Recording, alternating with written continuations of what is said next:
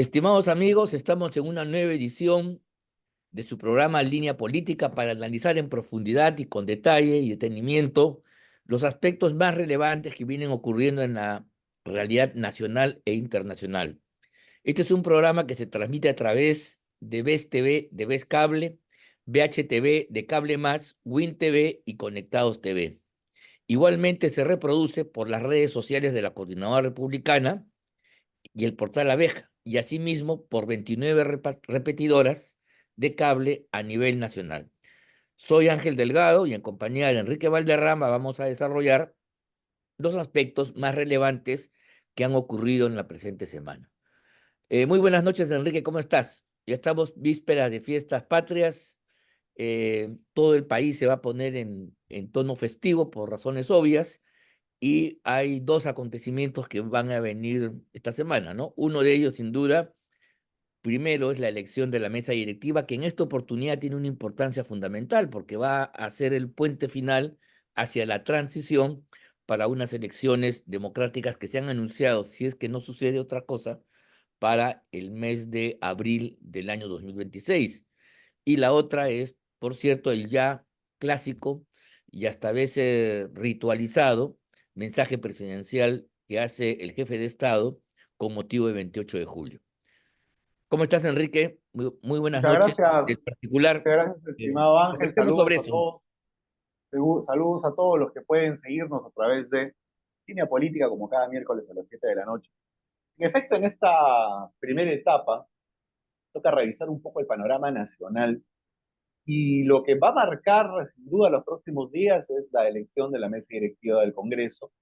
Digamos porque siempre es noticia y porque estamos además en la posibilidad, o la gente cree que existe la posibilidad de ante la aparición, o alguna gente cree, de ante la aparición de algún tipo de escándalo, pueda finalmente esta mesa directiva o este presidente o presidenta, esta nueva mesa directiva podría suceder a Boluarte, presentarse, como digo, algún inconveniente. Quiero mencionar que lo que se ha, digamos, ha formado parte del rumor de las últimas horas es que el candidato, o perdón, la candidata podría haber sido, me parece que Patricia Juárez del Fujimorismo, o el Fujimorismo estaba, digamos, tentando la posibilidad de postularse a la presidencia, incluso habría armado todo un esquema. Creo que la presencia del Fujimorismo en la presidencia, en la mesa directiva, sería para muchos tomado como una amenaza, como el hecho potencial de que podrían buscar desestabilizar a Boluarte. Boluarte se desestabiliza sola, digamos, ¿no? Pero algunos piensan eso. Y hoy día, en las primeras horas, se está voceando que en realidad no, que la mesa va a seguir siendo presidida por un candidato de APT, ¿no? Dicen que puede ser Salguana el candidato a la presidencia. Yo lo que creo es que más allá de quién presida el Congreso, van a permitir o no, o va a haber algún consenso sobre un candidato o candidata fujimorista, o si lo va a presidir Salguana, o otro más de APP, creo que lo que básicamente es significado en la elección de la mesa directiva es una suerte de pacto con la señora Boluarte. Es decir, no creo que sea electo quien sea, que estoy más que seguro que va a ser alguien de APP, vaya a cambiar en algo el panorama de los siguientes Uy. por las cosas que le conciernen en cuanto a gollerías, en cuanto a leyes que le puedan favorecer, y no va a haber mayor cambio. No creo que sea realmente un hecho relevante. Me hubiera gustado, como mencioné aquí la semana pasada, que el presidente del Parlamento no viniera de las filas de APP, pero me inclino a pensar que va a ser así. A ver, mira, yo coincido con tu análisis en líneas generales. Quiero en primer lugar decir que a pesar que nadie lo desea, y menos en el Congreso de la República, que se produzca una debacle que termine con la vacancia del cargo presidencial, esta es una mesa directiva que sin duda apunta a eso en la medida de que, repito, al margen de los deseos, de los propósitos deliberados y conscientes de la gente, la situación de la señora Precaria y de la señora Boluarte y su gobierno es tan precaria que cualquier estornudo, cualquier cambio en el viento, cualquier pequeño sismo, incluso de baja intensidad, podría acarrear su caída. Entonces, eso es un hecho que no podemos negarlo. Repito, va a contrasentido de la voluntad de, digamos, quienes tienen esta arma en sus manos, los congresistas, que están dispuestas a mantener a la señora Boluarte contra viento y marea. En estos últimos meses ha habido hasta 4 o 5 mociones de vacancia que ni siquiera han sido admitidas. De todos modos, siempre puede darse una situación donde la precariedad, la permanencia del repudio generalizado que se expresa en encuestas que cada día hacen que la señora pierda puntos, que en un momento determinado va a dejar ya de ser un error estadístico, va a desaparecer prácticamente de la contabilidad estadística propiamente dicha, ¿no? Entonces, estamos en una situación, por eso esta mesa es importante, ¿no? Ahora, esta mesa tiene un trípode, hay una triple alianza que jala a otras fuerzas, pero está marcada por el fujimorismo, por Perú Libre, ¿no? Que es el partido de la izquierda que le da sustento, y por Alianza para el Progreso. Los polos de esta alianza son el fujimorismo y el partido de Cerrón, Perú Libre, razón por la cual ninguno de los dos, teniendo más fuerzas que el tercero, que sería Alianza para el Progreso del siempre oportunista Acuña, te das cuenta, generaría, digamos, un tipo de desbalance que difícilmente van a materializar. Por eso es que en medio de una marea que se mueve de modo absolutamente impredecible, ¿no? El corcho de estabilización es justamente APP. Y por eso es que, como tú bien has analizado, es muy probable que uno de estas filas, si no es Saldaña, será pues la señora Camones, al cual ya le dio una oportunidad, pero parece que de aquí hasta el fin de gobierno, el Parlamento Nacional está condenado a que esta fuerza oportunista, que no tiene mayor peso político, que tiene muy poca representación y un repudio generalizado tan grande como Boluarte y el Parlamento en su conjunto, le toque pues manejar los destinos de la dirección del Parlamento Nacional, ¿no? Creo que eso es efectivamente lo que está pasando. Ahora bien, yo quisiera que hablemos de la otra parte, ¿no? Porque el Parlamento, en realidad no gobierna el Parlamento, como dicen algunos equivocadamente, el Parlamento sostiene al gobierno, ¿no? Es cómplice, ya si ustedes prefieren, estimados amigos, pero las decisiones gubernamentales están tomadas por la cúpula que maneja una presidenta manifiestamente incapaz, con un equipo también incapaz, pero donde el único elemento son las lealtades internas, porque en los últimos meses, en las crisis que se ha producido ya dislates y rupturas. La más importante, sin duda, ha sido con el señor Otárola, donde un sector del gobierno precipitó su caída, poniendo en evidencia algunos audios de tipo cuasi pornográfico, ¿no? Que efectivamente lo sacaron del puesto de primer ministro, pero parece que en venganza el señor Otárola habría sido uno de los que se conecta con la prensa, con algún sector, para abrir este escándalo de los Rolex, ¿no? Que ha puesto en muy mala posición a la señora Presidenta de la República. Entonces, eh, lo que vaya a decir la jefa de Estado, lo que vaya a decir la señora Boluarte el día 28, el domingo 28, está enmarcado en esas características, ¿no? Y yo creo que este es un tema que también merecería tu opinión al respecto. He de ser sincero, y la verdad es que no veo de qué manera pueda ser relevante el discurso de la señora Boluarte el 28 de julio. Sí, pues eso es, Sinceramente, no veo qué gran anuncio de orden de política social, de orden de, digamos, grandes conceptos, grandes obras, pueda presentar la señora Boluarte el 28 de julio, frente a una representación parlamentaria que básicamente está actuando, como muy bien ha señalado, no gobernando, como dice la izquierda marxista, de ninguna manera, no no, gobierna el no es Parlamento, no verdad, maneja. pues, no maneja el Aquí presupuesto. no ha habido usurpación, pues, de poder, ¿no? Pero obviamente sí están en un esquema de sobrevivencia cruzada. No te fiscalizo, no haces algo que me moleste. Punto, se acabó y sobrevivimos los dos hasta el 28 de julio del 2026 a cualquier costo político Es una o social. convivencia pacífica para sobrevivir. Entonces, considero que no va a haber grandes anuncios.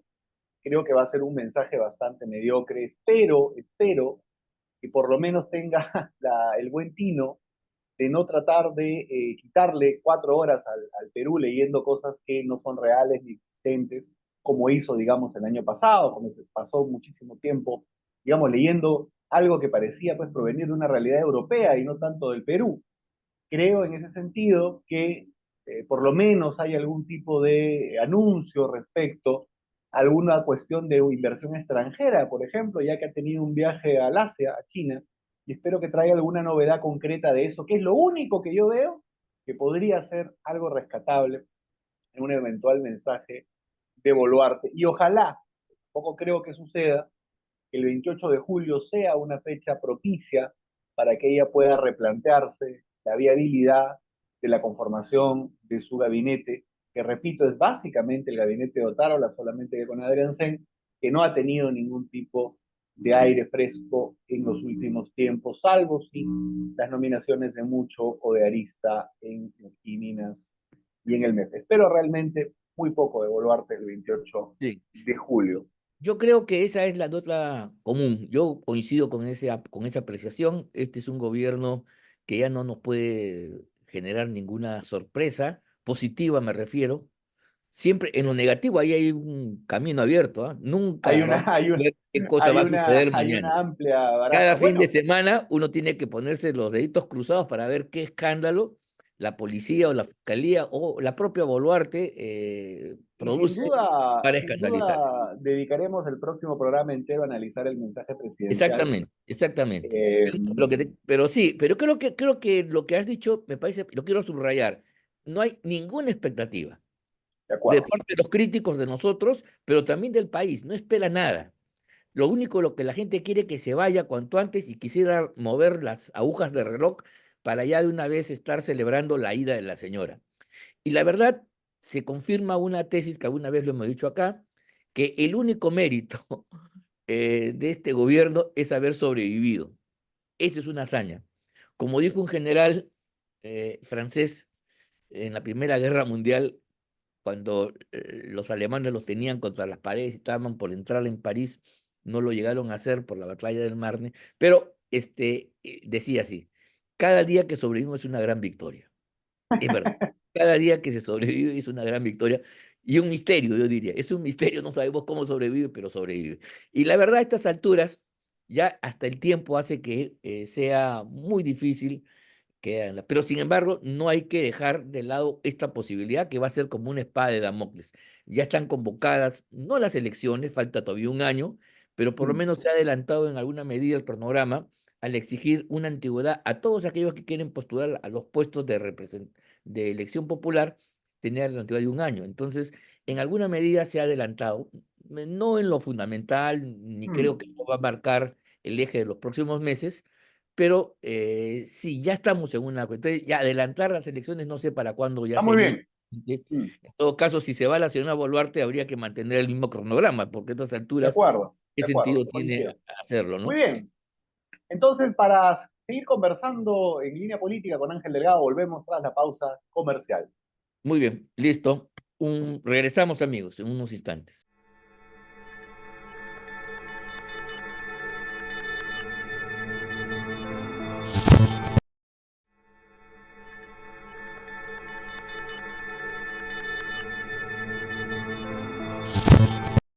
Buenas noches, estimados amigos. Estamos de vuelta con la segunda parte de Línea Política. Y evidentemente quiero proponer acá 3 temas para desarrollarlos rápidamente.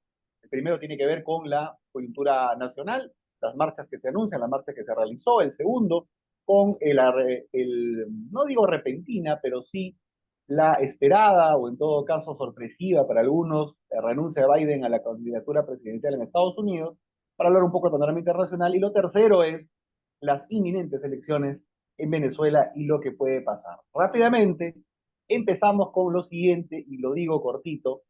Creo que una presidenta de la República con 4% de aprobación o menos, un Parlamento de la República con un dígito de aprobación, cercano también a la misma aprobación de Boluarte, o peor me parece, evidentemente tiene a gran parte del país en contra. La gran pregunta aquí es, ¿cómo es posible que teniendo menos de 4% de aprobación el Congreso y el Ejecutivo, fuerzas políticas, convoquen una manifestación y acudan apenas unas decenas de personas? ¿Qué es lo que ha pasado? Mi teoría es básicamente que el castillismo ha demostrado que está igual o más desprestigiado que el gobierno y el parlamento, y sobre esa ola que se quiso montar Vizcarra y Verónica Mendoza, no han hecho más pues que salpicarse de la baja convocatoria y el desprestigio que tienen estos sectores, del cual, por cierto, ambos, Mendoza y Vizcarra, han sido también aliados. El castillismo y sus aliados ha fracasado intentando liderar Sí, la oposición pero por lo social. ¿Qué siguiente, piensa Ángel Delgado? yo creo evidentemente de que hay razones suficientes para protestar, hay mucha desilusión, hay mucho rechazo, ahí están las encuestas, correcto. Sin embargo, la gente tampoco es tonta y la gente no le va a conceder autoridad a quienes son responsables de la crisis, como son la señora Mendoza, los castillistas que quieren emerger, el grupo Caviar que apoyó a Castillo, etcétera, para que ellos se empoderen de una protesta popular y sobre todo que puedan sacar agua para su molino.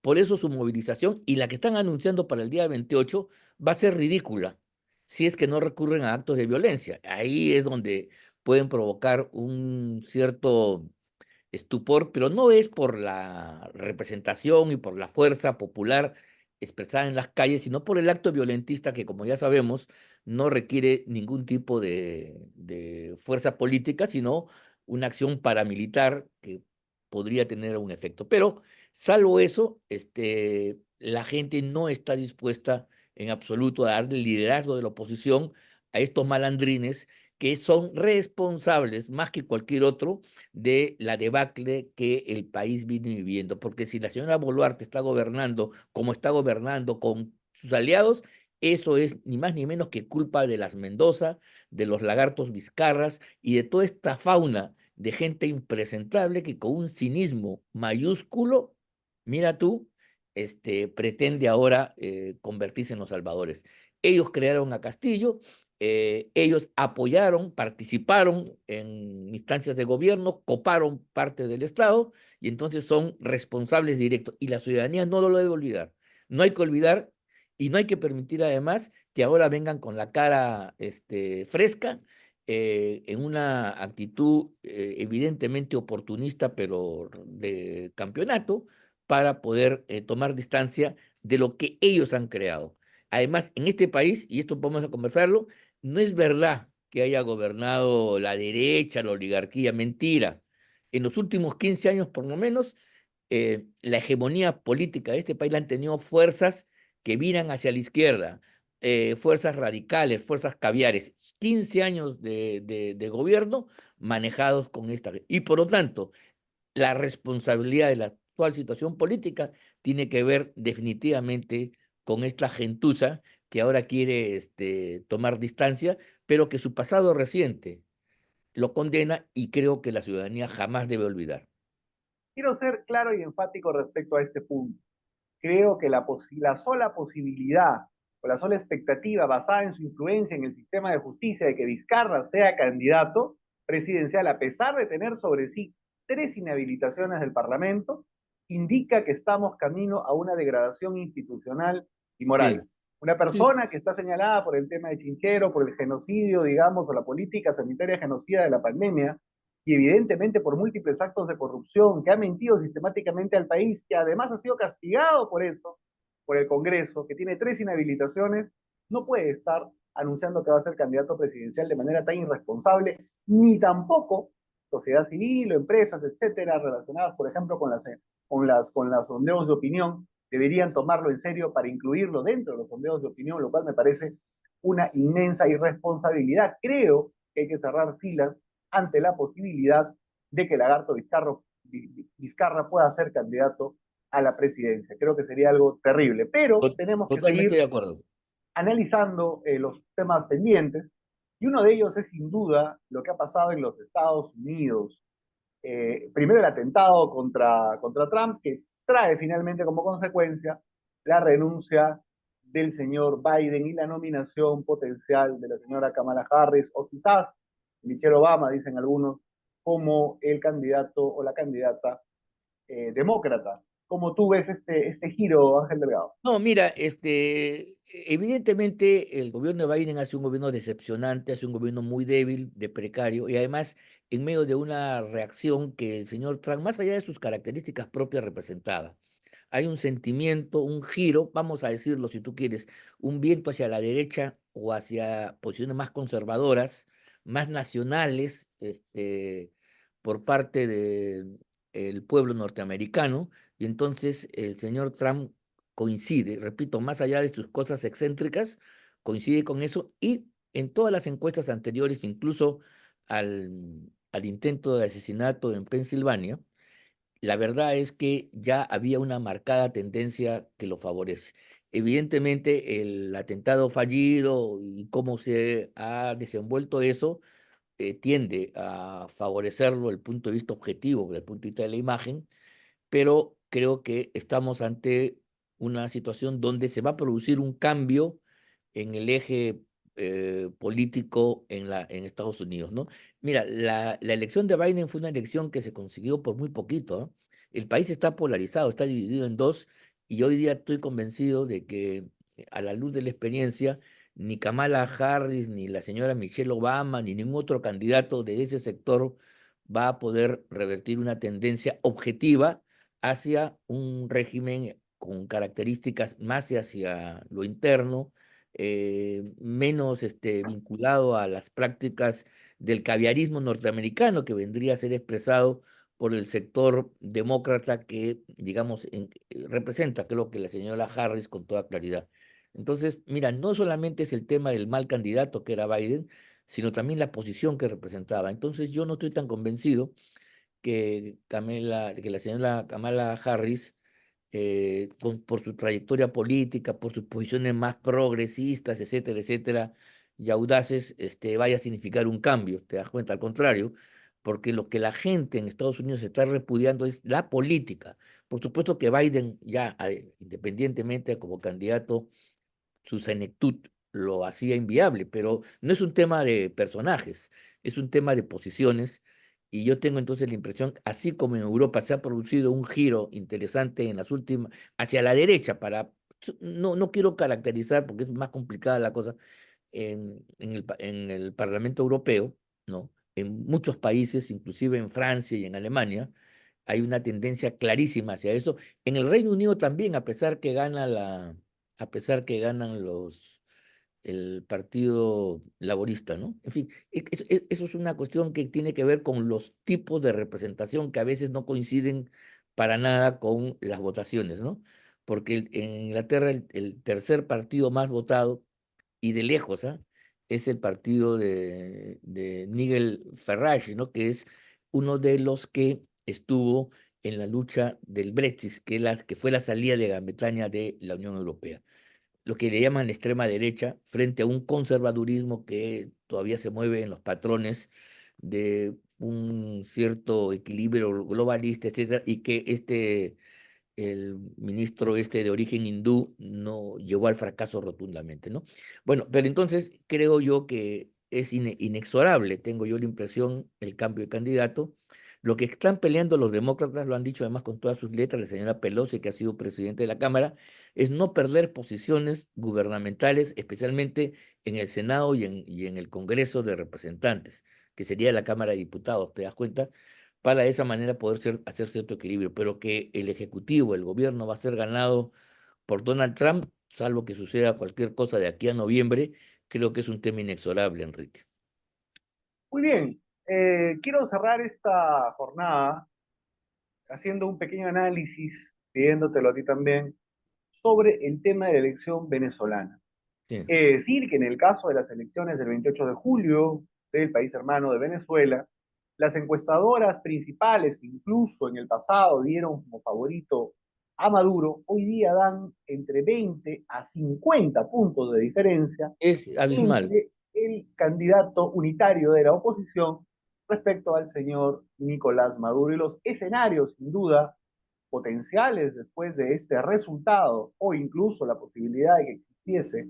Recuerda que la vieja frase, no importa por quiénes voten, sino quiénes cuentan los votos. Es muy probable que también pueda haber un fraude, pueda haber un autogolpe, puede haber una perspectiva militar. Creo que todos los demócratas en el continente tenemos de una u otra manera que elevar nuestra voz para que el resultado de la voluntad popular en Venezuela sea respetado. Creo que es Sí, sí, momento de ponerle fin ya a esta tiranía, a esta consecuencia de años de barbarie que ha significado el chavismo en Venezuela, pero veo que tiene potencialmente y lamentablemente un escenario de conflicto social y una sí, represión muy grande que prepara el claro. tirano Nicolás Maduro, hecho por el cual sin duda nos solidarizamos con la República Hermana de Venezuela. No, Ángel sin Delgado. duda que el eje va a cambiar si ganan las fuerzas democráticas encabezadas por el señor Edmundo González Urrutia, que aglutina toda la oposición democrática y cuya figura más relevante es María Corina Machado. Entonces se va a producir un giro en toda la región latinoamericana. Creo que es un durísimo golpe para las fuerzas del socialismo del siglo XXI, del Foro de Sao Paulo, Grupo de Puebla, sin duda alguna. Ahora bien, ahí va a haber una transición y ese es el tema de fondo, creo yo, porque podría darse varios escenarios. Uno de ellos es un desborde popular porque la gente está harta, inclusive están hartos la gente que ha venido recibiendo las ayudas, porque el grado de corrupción y descomposición después de casi 26 años del chavismo en el poder es realmente es impresionante, ¿ah? Es una, ya se roban la mercadería, las ayudas, la gente misma a nivel popular que tuvo algún tipo de ilusiones está con la moral por los suelos y está votando incluso por este señor González Urrutia, que no es el candidato más representativo, pero que tiene un discurso interesante que ha permitido inclusive abrir los brazos incluso al propio chavismo. O sea, se va a dar una transición complicada. Ahora, tengo yo la impresión de que puede darse una salida muy violenta si es que la gente recalcitrante allá pretende torcer los resultados. O sea, no se puede torcer con 30, 40, incluso con 20%, con 15% es imposible cambiar los resultados. Eso no pasa en ninguna parte. Entonces, lo que se ve es una reacción popular que de rabia contenida que termine como sucedió con la caída del régimen comunista en Rumanía, que terminó con la ejecución de los esposos, eh, ¿te acuerdas? En Rumanía, de los Cenescu, ¿no? Mm. Que murió él y su mujer, María Cenescu, fusilados. O sea, hubo un desborde total donde ahí fue el único lugar donde la transición y la caída del comunismo se dio en forma violenta. Ese es un escenario. Y el otro escenario quizás es un golpe de Estado, mira tú, que lo hagan las Fuerzas Armadas, que están Ujú. comprometidas hasta el cuello en esta descomposición del chavismo-madurismo, y entonces consiga, por ejemplo, ante los resultados, darle un golpe contra Maduro, que lo deponga del poder, que lo saque del medio y entonces las Fuerzas Armadas digan que aquí han dado un golpe para preservar la democracia y llamen a un nuevo proceso electoral sobre la base de una negociación que, mira tú, no se ha dado en el fondo. Uno de los problemas de lo que pasa en Venezuela y por eso que los calderos y las ollas a presión siguen creciendo, es que no se ha producido como en Chile o en el Perú, por ejemplo, en los tiempos del gobierno de la dictadura militar velasquista Morales Bermúdez, pero en el Chile pinochetista hubo cierto acuerdo que permitió que la salida electoral eh, garantizara una transición viable. Eso no está garantizado en Venezuela y entonces es probable que los militares, que repito, no quieren verse pues sorprendidos ante una situación inédita, inesperada, den un golpe de Estado preventivo, saquen a Maduro y a toda la cúpula con Diosdado Cabello y compañía, ¿no?